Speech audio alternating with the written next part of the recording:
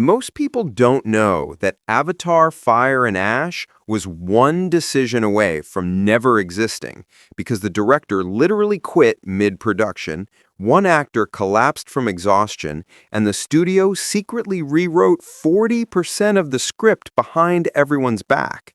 What happened next nearly tore the entire franchise apart. And the craziest part? Fans still don't know who actually shot half the movie. Where James Cameron and his team realized they had a single script that was simply too full to be a single movie. They didn't split the film because the studio demanded more sequels. They split it because the screenplay kept exploding with ideas, characters, and emotional beats that needed real time to breathe. Imagine writing a novel and then being told you must compress it into a short story. That was the choice staring the filmmakers in the face. That decision, we've got to split it, reads like a quiet creative emergency, but behind the calm, there was a brutal set of consequences nobody outside the production fully understood. First, splitting material meant rewriting scenes to make them stand alone, and rewriting is expensive when your effects budget lives in the 9 digits. Second, it forced a clash between creative vision and corporate caution, because more films mean more money on the table and more risk if the audience doesn't bite. Studio execs hesitated, Cameron pushed back, and the negotiations read like a clash between an artist and a balance sheet. That tussle mattered because it didn't happen in some abstract boardroom.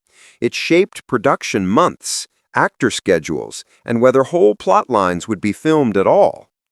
When a director of Cameron's stature says a story needs 2 movies instead of 1, the studio listens, but they also ask the only question that matters to accountants: will the box office justify it?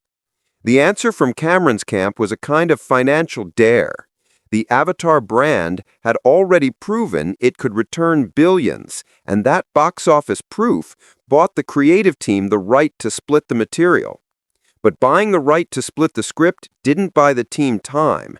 It turned the production into a logistical monster that ran on complex schedules, overlapping shoots, and a global VFX pipeline that could choke on any delay.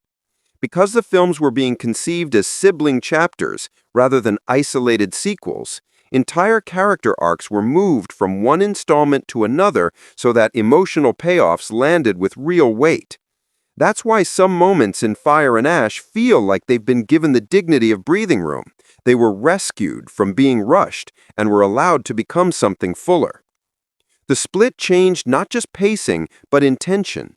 A subplot that would have been a throwaway in Way of Water became, in Fire and Ash, a character's defining moment. That tactical reallocation of scenes produced a rare creative benefit.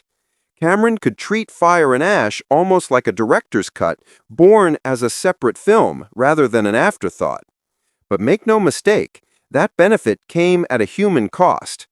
The production built what they called the largest performance capture stage ever assembled to host sequences that had shifted into Fire and Ash, and that single fact explains the physical scale of the rewrite. On that stage, actors performed scenes that had once been glimmers in a combined script, and the team captured those tiny human moments with obsessive technical precision. Splitting the movie also rewired the chain of command. Writers had to reprioritize arcs, the director had to revisualize set pieces, and producers had to rebudget entire sections of the film.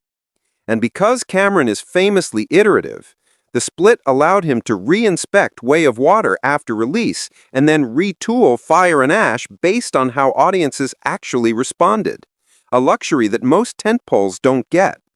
That's cinematic feedback in slow motion. Release one chapter, study reactions, and then rewrite the next chapter to amplify what worked and fix what didn't. But that responsiveness introduced a second wave of chaos: last-minute pickup shoots, fresh VFX requirements, and script adjustments that had ripple effects across the whole franchise. Here's the brutal truth nobody likes to say in public. Splitting the film was a creative rescue and a financial wager executed at the same time.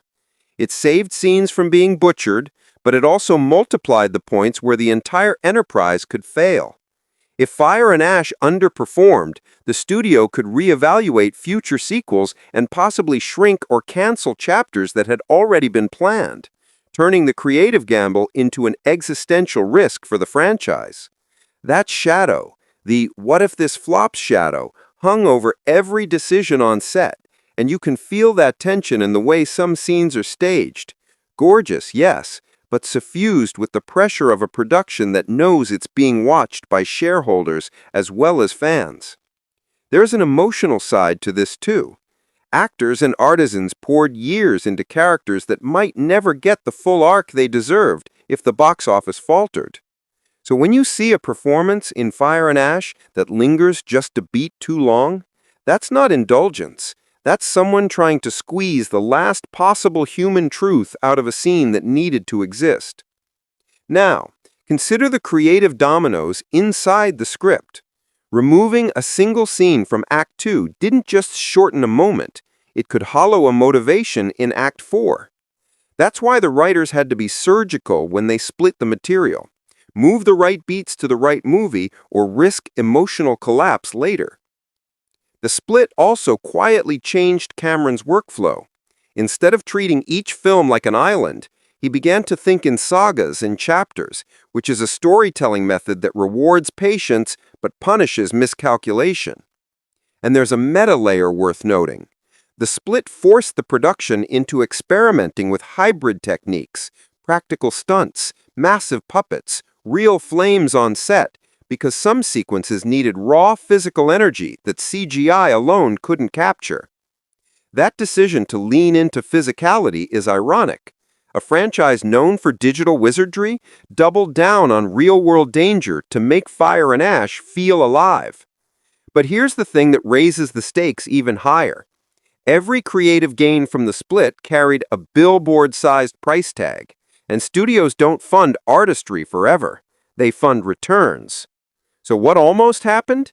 Imagine Cameron being denied the split, forced to cram everything into one film, and then watching the emotional architecture collapse.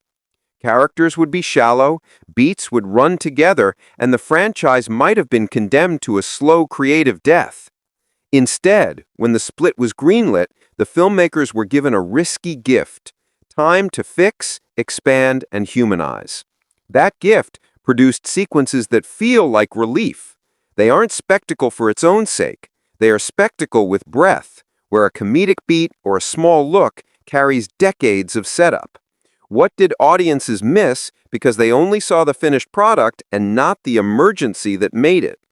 The short answer is everything human about the production: the late nights, the arguments, the edits that saved scenes, and the small acts of bravery from crews who rewired stage sounds on the fly. You can track those choices through the film's textures: more room for character development, heavier reliance on practical performance capture, and moments that feel editorially patient because they had to be.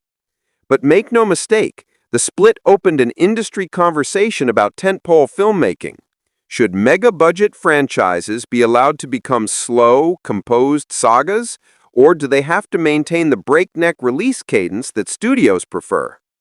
Cameron's answer was to force a slower cadence, insisting quality required time and space, and the industry watched closely because the financial ripple effects would be enormous. There's also a smaller, human story folded into this production story. Junior crew members who had to move cities, stunt teams who rehearsed dangerous sequences twice as long, and motion capture actors who performed emotional scenes in latex under blinding lights. Those people are the quiet heroes of the split. Their sweat, anger, and small triumphs are in the film's skin if you know where to look. In the end, splitting the movie was less about narrative neatness and more about preserving possibility. It was a decision to avoid compromise and accept risk. That trade, preserve art, accept risk, is the reason Fire and Ash exists at all. It's also the reason the franchise's future now depends on a single act of faith: the audience's willingness to follow Cameron into a longer, stranger, riskier cinematic life. So when you sit down to watch Fire and Ash, know this: You're seeing a film born from creative panic, boardroom bargaining, budgetary recalculations, late rewrites, and people who refuse to let good work be compressed into mediocrity. If the movie thrills you, that's the vote of confidence for the gamble that made it possible. If it disappoints you, remember the gamble was more than a business decision.